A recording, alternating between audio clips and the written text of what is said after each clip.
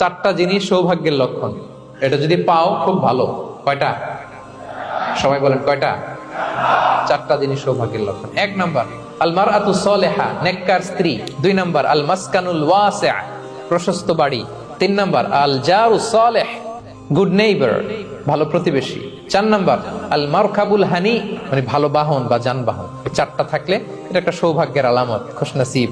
কিন্তু খেয়াল করে দেখেন তো বিশ্বনবীর চারটার মধ্যে কয়টা ছিল? শুধু এক নাম্বারটাই ছিল, বাকি তিনটা ছিল না তেমন। এক নাম্বার কি ছিল? আল মারআতু সালেহা, নেককার স্ত্রী, এটা বিশ্বনবীর ছিল, ঠিক কিনা?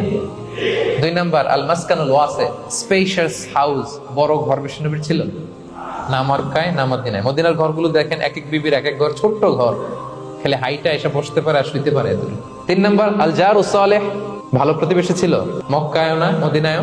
মদিনায় গেলেন, আশেপাশে ইহুদিরা থাকতো, বনু কাইনুকা, বনু কুরাইজা, বনু নাদির। তাদের ষড়যন্ত্রে একটা রাতও শান্তিতে ঘুমাইতেই পারে নাই।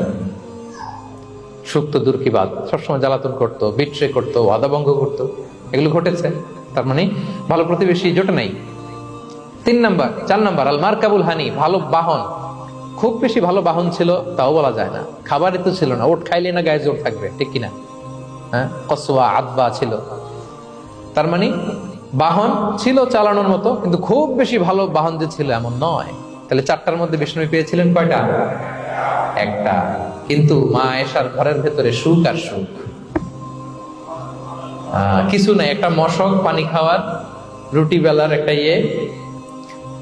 জাজিম, এমন জাজিম, খেজুর পাতার চাটাই দিয়ে জাজিম। বিষ্ণুনবী সেখানে শুলে চাটাইয়ের দাগ পিঠের মধ্যে লেগে যেত। মাদুর বা চাটাই চিনেন আপনারা? বাংলাদেশে দেখেন নেই? ওই চাটাইয়ের মধ্যে বিষ্ণুনবী শুয়ে পড়লে, ঘুম থেকে উঠলে ওই চাটাইয়ের দাগ পিঠের মধ্যে বসে যেত। কিন্তু ঘর ভরা সুখ আর সুখ। কারণ টাকা দিয়ে বাড়ি কিনা যায়, গাড়ি কিনা যায়, ঘর কিনা যায়, সব কিনা যায়, কিন্তু সুখ কিনা যায় না। কিনা যায়? এজন্য মনের সুখই আসল সুখ, ওইটাকে গুরুত্ব দিবেন প্রিয় ভাইরা। সহিহ মুসলিমের আরেকটা হাদিসে বিষ্ণু ইসলাম বলেন, লাইসাল গিনা আন কাসরাতিল আরাদি ওয়ালাকিন্নাল গিনা গিনান নফস।